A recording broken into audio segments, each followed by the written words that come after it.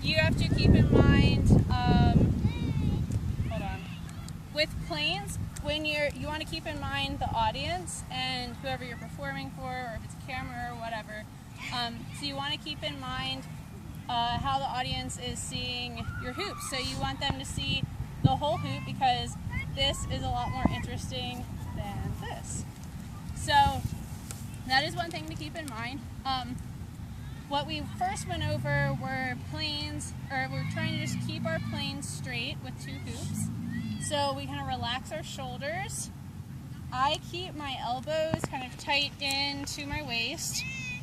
My hands are strong. Owls are perpendicular to the ground. But if it is more comfortable for you, you can keep them parallel to the ground. And Mark, can you turn that off? Oh, did you turn it off? Yeah, because I'm doing the... So if you find that your hoops are kind of clanking into each other, you want to look at your hands and try and bring your hands back and flex them a little bit more.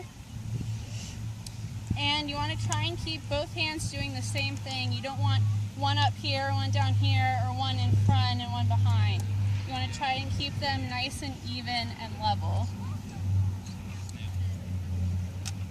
Keeping the planes in front, or you have one in front of the other. So I have my elbows slightly out, shoulders down, and my hands are kind of close to my waist and height-wise.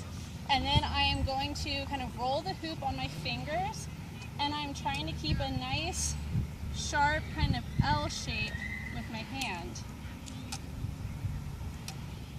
And I'm going to try and keep the hoops from hitting each other kind of on a flat plane. And this is a really good exercise for a lot of doubles moves, because you work in front of your body on the vertical plane and you don't want them to hit each other.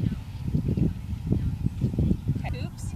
So we started with a basic isolation where both hands are coming in towards the center of the body, and we want to watch where the 2 hoops are overlapping to try and keep them isolated. And my hands are going to actually cross just a little bit. Then we did split time. So I would do one isolation and then the other one. And then after that we went over switching the plane from the outside to the inside. So if I'm on the inside of the hoop when I'm down at 6 o'clock, I'm going to roll up to the top. I'm on the outside. I'm going to come down and roll back in. You can even do one at a time.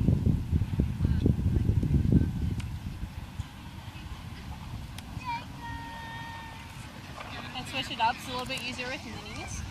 And you can also use this as a way to get the hoops behind you. So to do that, I'm going to get on the outside of the hoops. I'm going to bring them out, so my palms are up. I'm going to let them roll so that the hoops are hanging on my palms. I'm going to bring my hands to my hips.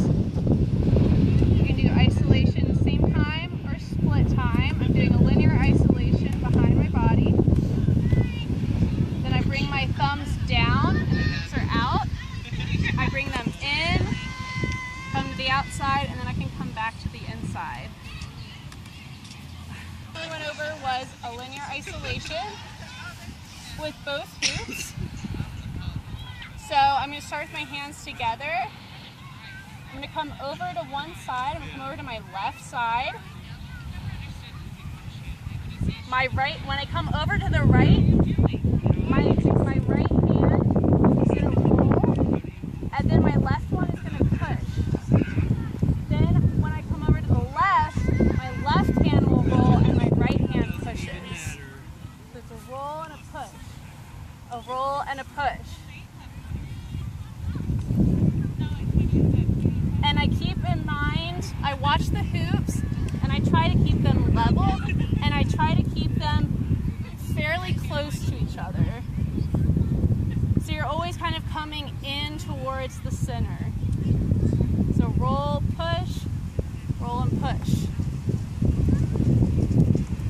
For thread the needle,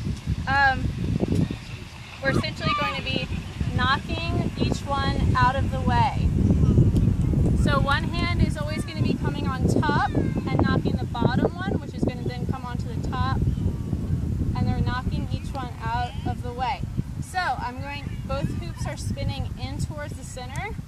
I'm gonna start with my right hand. It's gonna come over. Oops, hold on. Okay, so the right one's gonna come over in front of the left. It's gonna roll.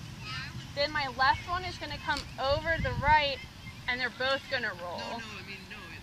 So every time that one comes over, I'm bringing it behind, and then when they roll is when that one comes in front. So from the side, it looks like this. It comes over, over, over, over. So for this one, I'm gonna have my hoop that's on the left behind the one that's on the right.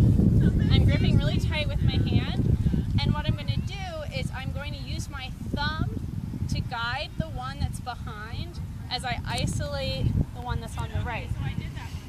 So I'm going to roll over the back of my hand, and I'm going to use my thumb to pinch the hoop, and I'm going to grip really tight on the opposite side.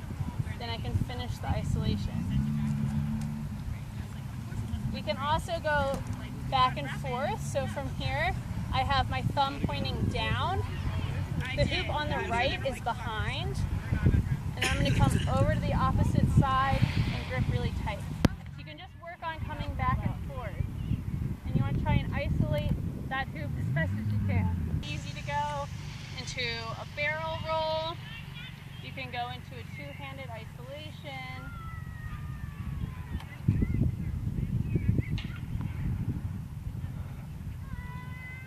And then go right back into that one. We went over was just playing around with what you can do with your right hand while you were just spinning your left hand. You're spinning your left hoop.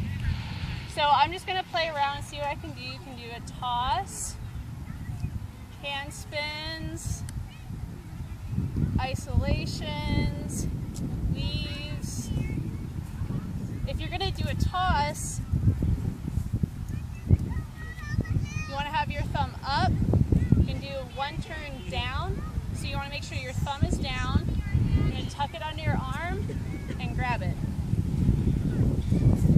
The win.